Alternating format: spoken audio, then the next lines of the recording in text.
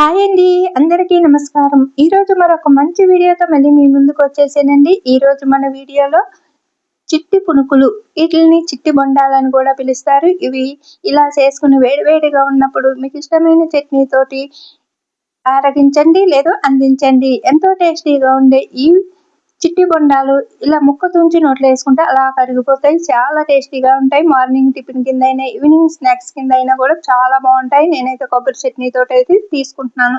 మరి చాలా ఈజీగా 5 minutesలో రెడీ చేసుకునే ఈ చిట్టి బొండాలకి నేను దేన్ని ఉపయోగించాను, ఏం పిండితో చేసాను అనేది ఇప్పుడు మన వీడియోలో చూసేద్దాం. ఇంకెందుకు ఆలస్యం, వచ్చేయండి.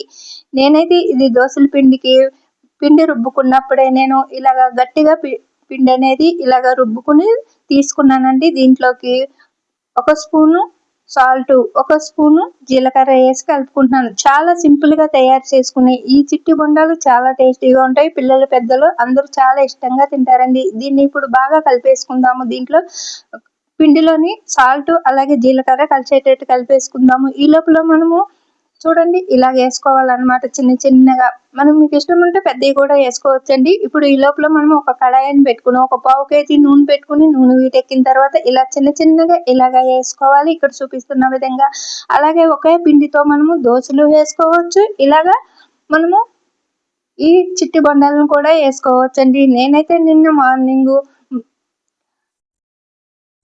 1 కప్పు మినపగుళ్ళు, 2 కప్పులు బియ్యాన్ని వేసి నానబెట్టుకుని మిక్సీ పట్టుకున్నానండి.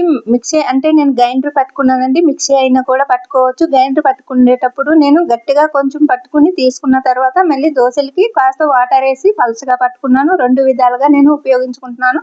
దోశల వీడియో కూడా మీకు పోస్ట్ చేస్తాను, చూడని వారు ఎవరైనా ఉంటే చూడండి. చాలా టేస్టీగా ఉంటాయి. ఇలాగా మనకి దోశలు కూడా చాలా క్రిస్పీగా చాలా మెత్తగా వస్తాయండి. నోట్లో వేసుకుంటే కరిగిపోతాయి. అలాగే మనకు గట్టిగా రావాలంటే 1 వంతుకి 3 వంతులు రైస్ని తీసుకోవాలండి. ఇక్కడ వచ్చేసి నేను మెత్తగా రావాలి కాబట్టి నేను 1 వంతు కప్పుకి 1 కప్పు మినపగుళ్ళకి 2 కప్పులు బియ్యాన్ని అయితే తీసుకున్నాను. కాబట్టి ఇలాగా మనకి పునుకులు వేసుకోవచ్చు, అంటే ఇలా చిట్టి బొండాలు వేసుకోవచ్చు, అలాగే దోశలు కూడా వేసుకోవచ్చు అండి. మరి మరొక వీడియోలో దోశల వీడియో ఉంటుంది, చూసేయండి. చూడని వారు ఎవరైనా ఉంటే ఇలాగ మనము చిట్టి బొండాలని 2 సైడ్లు కూడా బాగా కలిసేటట్టు కలుపుకుంటూ వేపించుకుని తీసుకున్న తర్వాత ఇలా ఒక ప్లేట్లోకి వేసుకుని ఇలాగ కొబ్బరి చట్నీతో అందించాలి. అంతేనండి, ఎంతో టేస్టీగా ఉండి ఈ చిట్టి బొండాలు మీకు ఉపయోగకరంగా అనిపిస్తే ఒకసారి ట్రై చేసి చూసి ఎలా వచ్చిందని కామెంట్ చేయండి. మన వీడియోని సబ్స్క్రైబ్ చేసుకొని నచ్చితే లైక్ చేయండి.